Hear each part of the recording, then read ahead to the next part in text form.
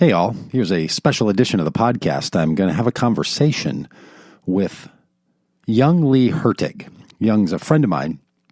She's Korean, and she lives in California, deeply connected to the Korean and Korean American communities. And I asked her to talk a bit about how we can think about this treaty between North Korea and South Korea. It seems like it matters a lot. It certainly seems that it matters a lot to those of us thinking about the world political scene.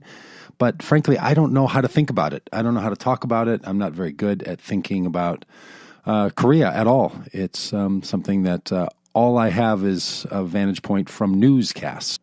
So I asked Young if she would talk to me a bit for my benefit and maybe for yours about how to think about the North Korea, South Korea possible peace summit. So here's that conversation with Young Lee Hertig. Hey, everybody. Doug Pagitt here. Talk with my friend Young Lee Hertig. And Young is going to give us some insight, at least me insight, maybe all the rest of you already have it, on how to think about and understand what's going on with North and South Korea. So, Lee, thank you so much for being willing to do this. Yeah, you do good work, and I'm really interested in your opinion about how you understand this, what seems to me to be a really historic happening in North Korea and South Korea. But I don't know. I mean, as a non-Korean, I just watch it on the news, and it's like an American news story, not really a Korean story for me or a personal passion story. So I'm wondering how you think about it and what you think we should be thinking about.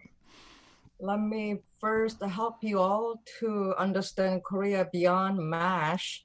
And I feel like I'm speaking with Alan Alda, look-alike and speak alike. I love that so much.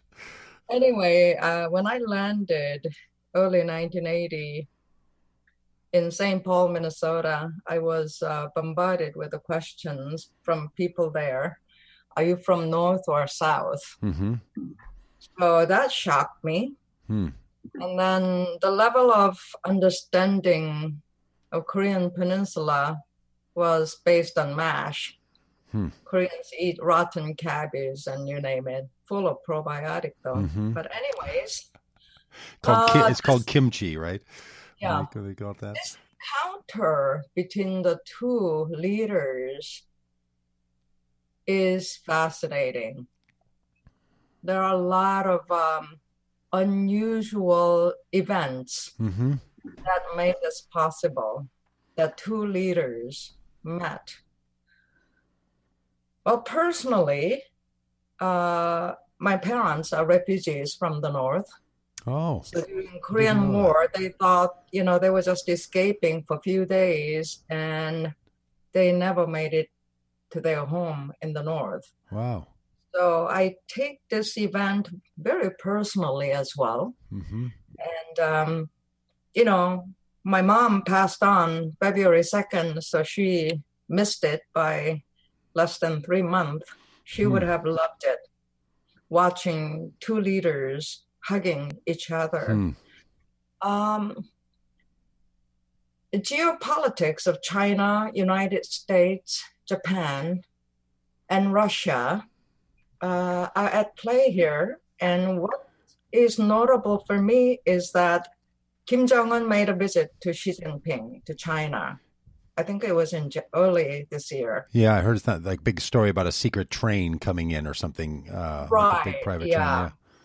So I think he played really savvy. He understands geopolitical dynamic and historical dynamic as well. The fact that two Korean leaders, without Japanese, Chinese, American involvement, although Pompeo's visit made it possible in some way, for two leaders to thaw the relationship.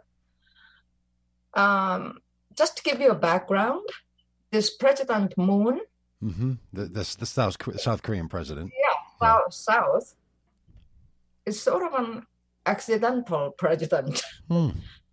Because the female president, daughter of dictator Park, who contributed to industrial revolution in Korea in the 60s and 70s, she ended up being charged with some kind of corruption charges. Yeah. She is locked behind the bar right now. Hmm. That's the only reason why Moon became the president. Oh. So and number two, he didn't win an election or something. He was sort of the. He did. He had to do campaign. Okay. And he got legitimately elected. But my point is, Park Geun-hye didn't fulfill her full term. I see. Yeah. Something had to go wrong for this right figure to be there as the president at the right time from the South side. Another factor is he worked with the deceased leader who developed the concept of sunshine policy. What is sunshine policy? Sunshine with North Korea. So his name is Kim Dae-jung. He was a dissident leader and tortured during the military dictatorship. Mm-hmm. And another colleague of him, No Moo-hyun, became the president 11 years ago. So they tried dialogue. So when Kim Jong-un mentioned about, why did it take 11 years for us to resume our dialogue? That means No Moo-hyun, 11 years ago, when he was the president, they tried, but it didn't fly. What happened in those intervening 11 years then that changed sometime in the last, number of months or year Unlike, or so? North, who has dynasty system. Yeah, I see. So they occupy position until they die. But the South has democratic regime. Well, I guess I was under the impression, and apparently this wasn't right, that the reason there wasn't any kind of a peace deal is because the North Korean regime, Kim Jong-un, his father and all, were so unwilling to and just brutal and didn't want any kind of, they were recluse and no one could get to them and they didn't want to have any engagement. But hearing you, it sounds more like there were some changes on the South Korean side, just as well as whatever changes were going on with the North Korean side. Yes and no. When they tried, trust building with the North is such a challenge because they don't necessarily follow through. Oh, I see. So that verbal agreement and a lot of financial investment from the South, and they opened Kaesong industrial complex. So there were, not only communication, but the South Korean company, Hyundai, went in there. And, there were some, I guess, economic development going on, which benefited North. But when the new regime came, new leaders came, Park Geun-hye, she was more hardlined. Oh, I see. So the communication got shut down. I see. So do you find yourself not on the hardline side? Like how do Koreans talk about, especially American Koreans or Koreans living in America, how do they talk about their support for, peace treaty or negotiation or being hardline or being anti-North Korea? How do you all talk about that? I think we all want peace and prosperity. That was the summit's theme, peace and prosperity. Yeah. Kim Jong-un mentioned that several times. None of us want, nuke Korean Peninsula. Yeah, of course. Yeah. Nuclearization is important. I don't think China necessarily wants Korean unification. They want more stable, divided Korea. I don't think Japan wants unified Korea. Really? Oh, why do you think Shinzo Abe visited Trump prior to this summit? I don't know. That's why I'm asking you, because I just assume all world leaders would like there to be a united North Korea and peace on the peninsula. I don't know. I mean, this is why it's helpful for me to talk with you and others, because I have no idea. I'm just assuming that China would like it if North Korea was open and the markets were available, just that they were part of the normal. China already, I saw in Korean news report that there are a lot of trucks going to North Korea. Remember, China also signed UN, agreement to sanction North Korea. But right after the summit, I saw a lot of traffic going back and forth from China to North Korea. So Kim Jong-un is winning in this. Yeah. He's already benefiting financially in terms of supplies coming into North Korea. Why? To answer your question, why China and Japan wouldn't want Korean Peninsula unified? Mm-hmm. It's just sort of threat. Wow. They want, to just Korea to remain less powerful, because historically, other than Japan occupying Korea for 36 years, which still is a hot button issue because there was no resolution, no reconciliation or apology. Somehow these geopolitical dynamics, they want Korea to be divided. Interesting. So is that partly why it's taken so long since the early 1950s for unification? Like there's been pressure from other world powers that have a vested interest in Korea staying separate? Remember, Kim Jong-un's grandfather is the one after Korean War, Kim Il-sung. He is still a revered godlike figure in North Korea. He had self-government, resolutions for self-movement almost. And now economic sanction really was hitting them hard, North Korea. Okay. And then number two, ironically, very outside the box like president we have now, exchanging real undiplomatic conversation. Yeah, I mean, I've been hearing that. I've been such an anti-Trump bias, but I've been hearing all that stuff about maybe Donald Trump's erratic behavior and fear that he would get into some sort of a military conflict was a motivator. It feels to me like there's a whole lot more going on, and that's just sort of a happenstance, not a cause. But that might be because I just, remember, I told you that Moon Jae-in being president is the key. There you go. Yeah. So he's the right figure, and Kim Jong-un knows that he was pro dialogue. Yeah. With North, because he associated Moon Jae-in with Kim Dae-jung, and that's kind of more progressive towards North Korea. Okay. So, like when I hear people who are from who were part of living in Cuba back in the 50s during the Castro takeover, there's still a lot of American Cubans who want no kind of work with Cuba. Like they want a total elimination of the Castro regime before there's any kind of normalization with the United States, right? And that's a big political issue in Florida and elsewhere.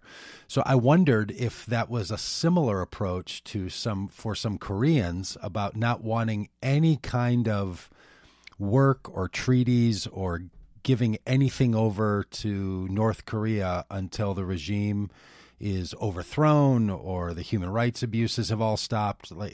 Is that a conversation inside the Korean community like it is inside the Cuban community? I don't know whether you saw, I'm not talking about Korean American context, but I'm sure there are segments of people who represent that way. But during the summit, there were protests by some extreme right in Korea against talking with Kim Jong-un while the summit was going on. But I think they are the minority. Okay. So Angela Merkel gave Trump credit, but I think the timing is everything. And the combination of all these factors, UN sanction, and even China agreeing with that, and Moon Jae-in as the president. Mm-hmm. And then I think it's the confidence to put myself in Kim Jong-un's shoes, if I may. Yeah. He I would literally, actually like to see that someday, you wearing his shoes. I think that would be a real sign of success. literally, he believed. So take off our lens and let's try to put on his lens. Yeah. Yeah. Rather than shoes. He literally believed that U.S. is a threat to their survival with more than 28,000 U.S. troops still in Korea, and they do drill together. Yeah. So now that he succeeded in building nuclear armaments and missiles, I think there's some kind of element of confidence that, we are not going to be threatened. If they attack us, we have a way to attack back. And I think that's a huge psychological factor. Mm-hmm. And he, as a young leader, he's what, 36, I think? Yeah, I'm not sure. Something like that, yeah. So he had to kill his half-brother, too. Yeah, what was that all about? I didn't follow that story. I mean, I knew he did it, and that was just chalked up as another one of the signs of how brutal Kim Jong-un is. But was his brother someone who was in the way of pushing for this kind of treaty? Do you think that's what was going on? Was he a hardliner, and Kim Jong-un is not the hardliner? He was more progressive. So what do you think was going on there? What? Young leader trying to prove himself as a leader. He had to show his people, and maybe especially military, if he doesn't really grab strongly at the beginning, he's going to be overthrown. I see. Well, because that's all that whole way of portraying Kim Jong-un as a brutal killer, and he was talked about that in the press here, and it seems like there's good reason for that. To then see him sort of come out with smiles and handshakes and holding the shoulder of a child, like that was all. If you put, I don't know, you put that in a larger historic perspective, and you think about the other totalitarian leaders in the world, like that could be very creepy imagery 5 or 10 years from now, right? About how the world just sort of turned a blind eye to what a painful villain this guy is. You know what I mean? Like it's like those old pictures of Hitler or Stalin or Mao Zedong or something being sort of cheered on by the world, and the president calling him an honorable man, and like just setting aside all of that seems so mind bending to me, because what I've heard my entire life, having been born in 1966, was that North Korea is a totalitarian regime, and this guy is the worst of them all. There's never been anyone so brutal to his own people, even his own family, than Kim Jong-un. And then on Thursday, it's like handshakes and cheers, and looked like they were at a backyard barbecue. That was very confusing to me. There's a soft diplomacy, soft power. I heard that he loves Korean drama and Korean K-pop. I've heard this too, yeah, in movies. Yes. So already Korean all-boys band went there and performed. Wow. And then another prelude to the summit was Olympic. Yeah, yes, that was amazing just there, that they were participating in a unified unified Korean expression in the Olympics. Incredible. And then this whole idea was initiated by him giving his January 1st New Year message. He hinted. Really? That he wanted to. So how does someone think? I mean, should I not be thinking he's a brutal totalitarian leader, and we shouldn't? I mean, the overthrow of his regime is necessary, or do you think it's got to be tolerable at some level, and if North Korea could be opened, that's the approach? I think Xi Jinping also plays key role here, and. I think I was reading today's some kind of, was it New York Times? democracy on defense. Hmm. Economically, Wow. market economy and authoritarian regime model is spreading. And when Kim Jong-un went and saw, let me backtrack. His sister, I think, plays key role. Okay. She seems like his sister who came Mm-hmm. to the Olympic played right-hand person. So she was his envoy. And they got to see how prosperous South Korea is, unlike them. And during the summit, so unlikely of him, he admitted when Moon Jae-in said, I want to visit Pyongyang and Baekdu Mountain, one of the highest mountain that borders China, he said, Kim Jong-un said, our infrastructure is so poor. He would always boast. Wow. You know, how great they are and all. And so this really shocked South Korean people. He said, I couldn't believe that I can understand his language.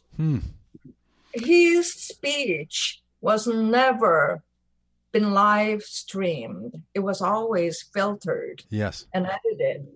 It was live streamed all over the world. Yeah, just whatever he says, it's not being reworked. It's amazing. Right.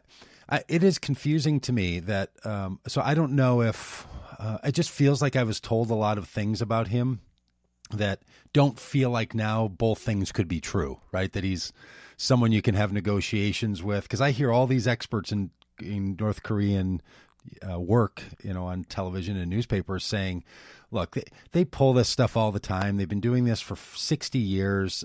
They're not a good faith negotiator. There's no one to work with on that side. The reason this isn't getting anywhere is that we make deals, then they renege on the deal. And that's the way it is. And he's a brutal dictator. End of story. This is going to be complicated for all of our lifetimes evermore. And then something feels like from the Olympics forward, it's all, no, this totally workable. They've got a personal relationship. The two presidents spend a half an hour together, and they come out and they invite each other to each other's countries, and it's such a fast spin. It's surreal. We are all, totally are we surreal. Yeah, it's so unimaginable is happening, but the only thing I can highlight is he's proven himself to the world and what he wants now. I think as a young leader, he was in a survival mode, and I need to prove my leadership. Wow. And now that China's gravity impacts tremendously in terms of economic, I mean, after all, he studied in Geneva. Yeah, right.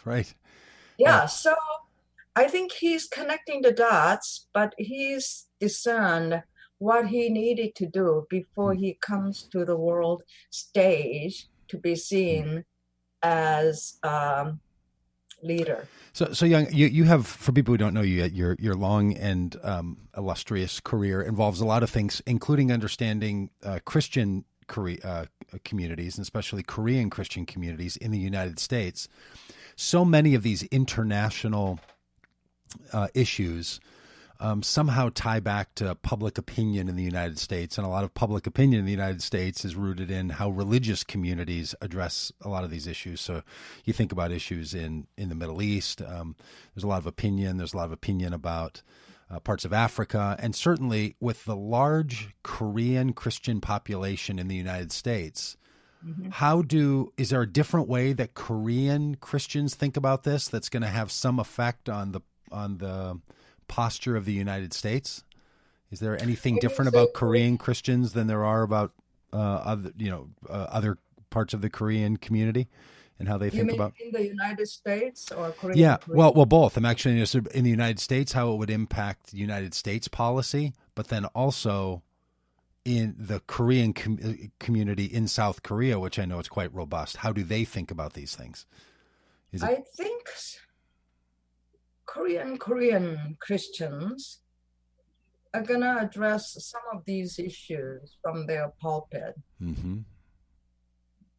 I doubt if Korean American Christians would address these issues from their pulpit. Really? So tomorrow this may come up in a prayer or some reference, but it's not going to be... Because pulpit is still highly focused on individual salvation and other world. I see. There's no prophetic imagination coming out of the pulpit.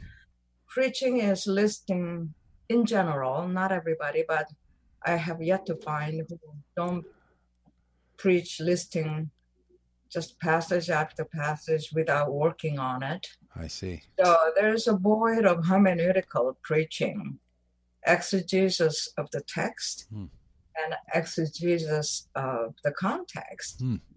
So the message is contextual, and there's a void.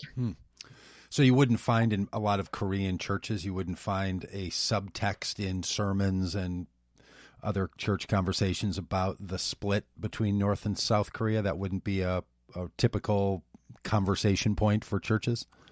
Maybe parking lot conversation or, at best, prayer. Yeah. But there is no weaving and integrating that prophetic tradition.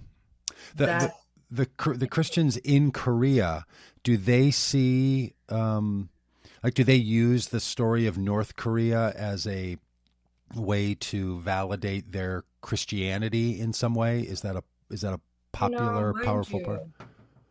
One of the reasons why Koreans responded to Christianity far more than Japan, Christianity came to liberate Korean people from Japan. From Japan. That is a huge factor.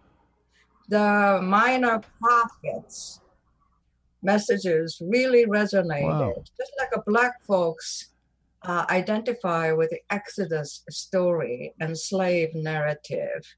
Koreans during independent movement days, Yu Guan-sun is a famous one. I wrote about her in one of the books, that during crisis, a woman can lead independent movement. Wow. And she identified with the weeping prophet Jeremiah. So that fueled the movement. But right after the crisis, when Korea gets liberated from Japan, then business as usual, male all took over and carried out without continuing. And all the people who did fight independent movement all went to the north. Wow. So it left a theological vacuum. I have to apologize for not knowing the Korean history, so help me with some dates here. But you're saying that after there was Korea was freed from Japan, some of the people who were part of that freedom movement ended up in North Korea, and then the Korean War broke out. When was the liberation of Korea from? 1945. So it was a part of the World War II breakup of Japan. Yeah. And then soon after that, North Korea and South Korea separated. But those people who fought for freedom from Japan, they ended up in the North. Because the church was just totally otherworldly. Really? Man, that is a fascinating story. Who you've written about this somewhere, huh? For people who care more about this and want to know some of the last 60 I wrote about two women, Maria Kim and Yu Guan-sun, in Dana Roberts' book. Let me see. Without a Face is my chapter in her book, Dana Roberts. Dana Roberts. Is that chapter available in and of itself, or can people only get it as a part of the book? Oh, I can send it to you. Well, let's do that. Let's post that up somewhere. This is, I think it's such a, it's a timely and fascinating conversation, especially the role of women in all freedom movements. They've been central. It's called Without a Face, and academia.edu I use in loading up. Great. Chapter. Great. Well, for people who like to, direct their attention or direct their intention or have a prayer for issues like this, are there things in particular that you understand about the Korean life and circumstance that people could be thoughtful of and engaged in and prayerful about? Please pray. I think Japanese news media critiqued that this summit didn't have all the steps and details. Mm-hmm. They misread it. This is a huge accomplishment.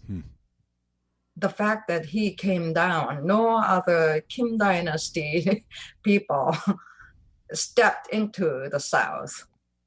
Yeah. Number two, it's the rapport. Building rapport is the key. And from building trust and rapport, then you can iron out the details. Wow. Please pray that Trump doesn't mess up.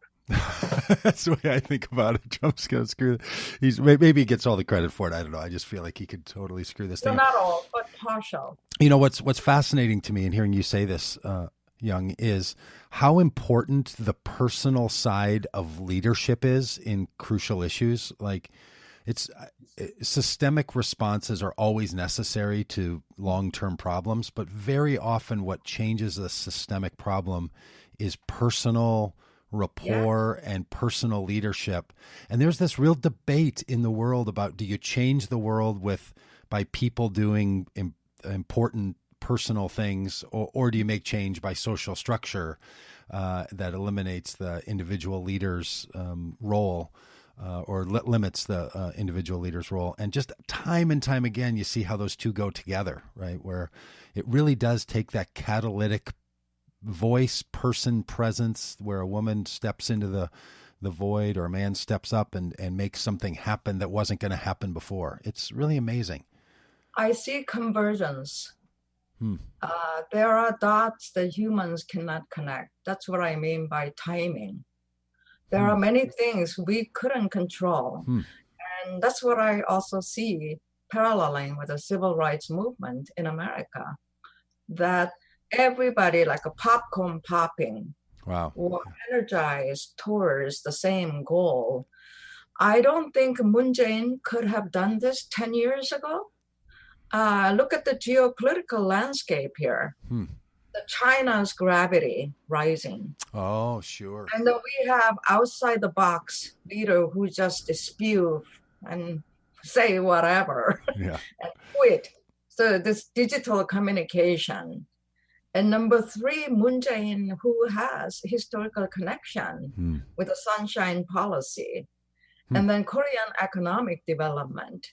To me, the path to changing regime like North Korea is economic, just like China. Wow. I mean, it's amazing to think that elections someplace, a criminal activity by a South Korean president, and maybe the Olympics being in a certain place are going to bring about this benefit that's taken 60, like just this strange confluence of issues, and then the right people at the right moment. And it's the timing and the right chemistry of the leaders. Amazing. I mean, their chemistry was what I was observing mainly. It was beautiful. Yeah. Wow. I mean, just that must be for you, as someone who has thought a lot about the Korean experience and your parents' heartbrokenness for what's happened in North Korea. That must have been very moving. Oh, I was teary-eyed. Yeah. So for us, it's a huge accomplishment. Don't give us your own, agenda, Japan. You didn't cover this, you didn't cover that. Got it. But I think that has to be ironed out, is what Kim Jong-un also said. It's going to be a hard work, but we're going to do it. We're not going to disappoint again. Those people who watch this summit, we're going to deliver, is what he said. Wow. Well, Young, thank you for your friendship. Thanks for this great conversation. And have a great weekend. All right, you too. Bye. Bye. You can stay on for a second if you want to. Just hang up. So there she is, Young Lee Hertig. Fantastic. How about that? Interesting. Thanks for being a part of the podcast. A little extra news update special for you. See you next time.